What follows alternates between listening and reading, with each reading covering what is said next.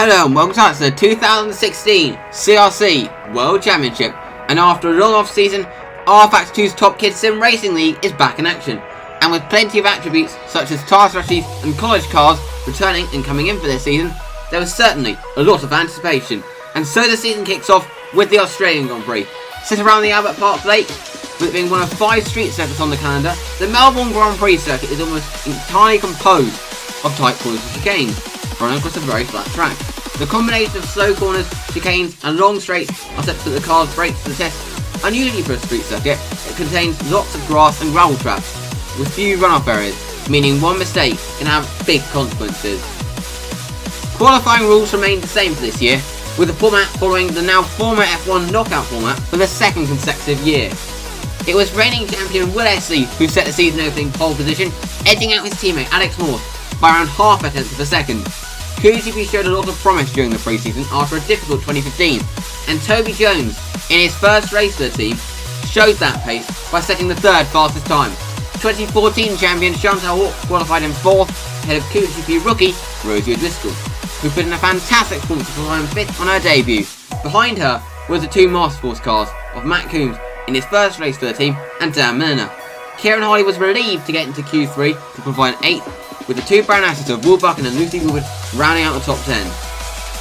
Successful CGP2 team MAT Motorsports have entered CRC by taking over the Mossad team, renaming them to Team Mossad by MAT, with Matthew Dewson setting a good performance for them to qualify in 11th. Lucas Quintanilla was relieved to qualify in 12th after a difficult pre-season.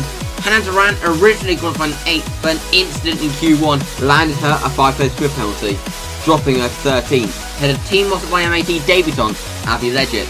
Luke Julian qualified in 15th, ahead of the 2 much improved rookies of ex-Shantana driver Chloe Carter and Kerry-Ann Peace.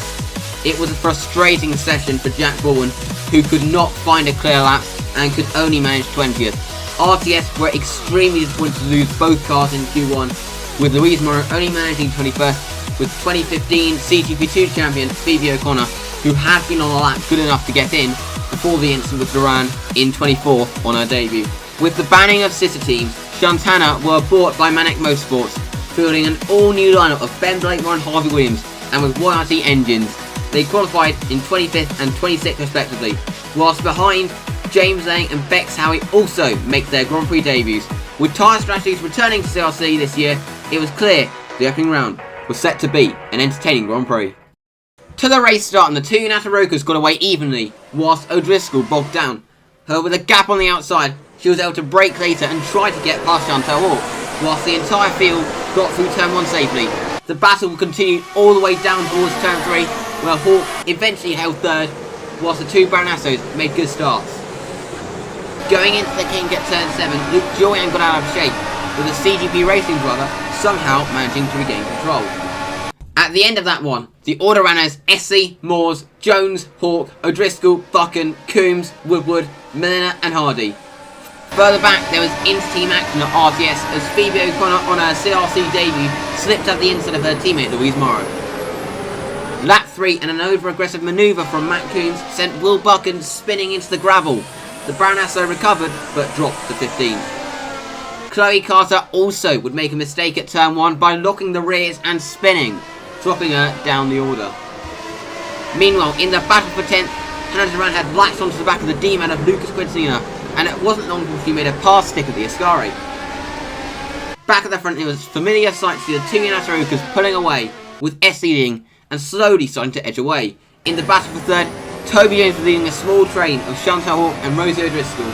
O'Driscoll was on soft tyres, meaning she'd have to make 3 stops, so she knew she'd have to make past the stick soon. But with Hawk getting DRS from Jones, O'Driscoll simply could not find a way past anyone. Further behind, Dan Milner was able to make a forceful pass on Lucy Woodward to take 7th. On lap 17, Rosie O'Driscoll pitted for her first scheduled stop. The undercut had paid off, as when Jones and Hawk pitted, they emerged behind the QGP driver. The group then latched onto the Woodward, Duran and Hardy train, where O'Driscoll pulled off a fantastic overtake on the Guindana driver at the Ascari. For the 2 Natarokas, their pit stops were trouble-free, however Alex Moores ended up behind the hard tyre shod Dan Milner. On lap 24, Moores pulled alongside the Masterforce driver, and Milner then cut across, making heavy contact Milner conceded the position at turn 1, but both cars had been damaged. The battle for third then caught up to Milner, with first O'Driscoll, then Jones, and then Hawke making the move without too much of a problem. At the back end of the points, Matthew Tewson, who was also on hard tyres, was holding up a train of Coombs, Woodward, Hardy and Duran. Matt Coombs would then make an easy pass on Tewson's stick at turn 1. Tewson then hesitated on the exit of turn 2, backing Woodward up and allowing Hardy to get alongside, before the Baronasso switched to the inside and tried to make the move. But Tewson had the inside for turn 4, and the Baronasso had to back off, allowing Hardy through. On lap 34, Dan Milner pitted. He exited the pits behind the battling Woodward and Hardy, and got a good view of Woodward going across the grass at turn 1 and losing traction. Perhaps distracted, Hardy was hesitant, meaning Woodward was up to 7th. A lap later, Milner attempted to pass to Quintana, however contact from Hardy then sent Milner spinning into the gravel. He recovered, but had dropped behind the group. As all that was happening, Rosie O'Driscoll pitted for her second of 3 stops. The stop was trouble-free, and she rejoined in 5th. Meanwhile, things were not going well for Luke Julian as he spun at the Ascari and hit the wall when trying to rejoin, forcing him out of the race. Things weren't going well for Abby Leggett either, as she also spun at the Ascari on an attempt to pass Chloe Carter and hit the wall, costing her a front ring and ending any chance of points on her debut. That 42 race leader would actually pit for his second scheduled stop. The pit stop was trouble-free and he re-emerged in the lead. A lap later, his teammate Alex Morse pitted. However, the damage from the incident with Milner would come back to bite him, as his pit stop was extended whilst the damage was repaired, dropping him quite a way behind both Jones and Hawke. As the race went on, the unforgiving Albert Park circuit continued to catch out victims. Elliot Everson was having a quiet race when his gearbox jammed in 5th gear, forcing him out of the race. Abby Leggett was doing damage limitation after her earlier incident, till she crashed at the same corner, only this time it was terminal. James Lane was having a quiet debut when his engine failed, forcing him to retire. Lucas Quintanilla was having a reasonable race when he went off at the Ascari, costing him of his front wing. And a difficult day for Maxim Dragala ended when his engine gave up the ghost, forcing him on the sidelines.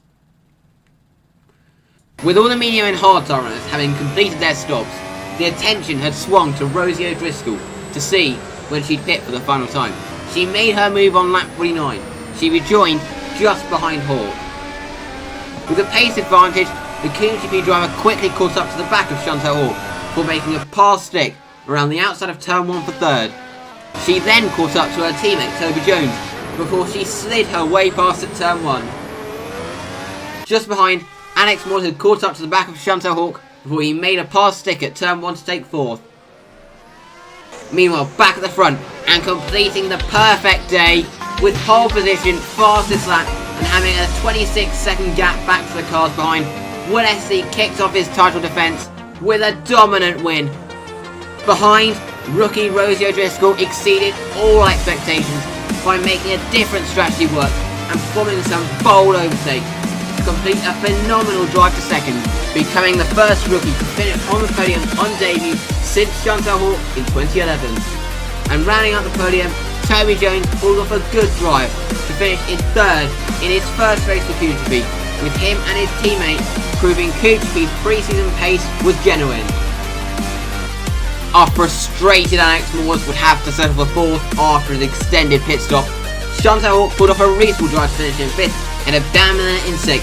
Hannah Duran pulled off a good recovery drive to finish in 7th after a grip penalty ahead of Lucy Woodward, who got her season off to a good start with a fabulous drive to 8th. A boxed pit stop left Matt Coombs down in 9th, whilst Matthew Tewson was pleased to take the final point in 10th, having done the race on hard tyres. It was a frustrating day for Quintana, with neither car scoring points, with Hardy feeling hard done by a slow pit stop. Will Buckley felt he could have got points had it not been for the early incident with Coombs, whilst Dan Phillips endured a quiet but reasonable drive to finish in 14th on hard tyres. As it's the first race, the driver's standings is a direct reflection of today's result, with all drivers from the top 10 scoring. The constructors, however, is a little more interesting, with Gennaro Roca leading the way by 4 points back to QGP, who have clearly made huge strides after a winless 2015. Dork are 17 points behind in third, 6 points ahead of Masterforce in fourth, with Baronasso and Mossop rounding out the point scorers. The next race will be the Bahrain Grand Prix, and you can watch that race live as it happens. Just simply head to this YouTube channel on the 27th of March and follow the links to the live broadcast.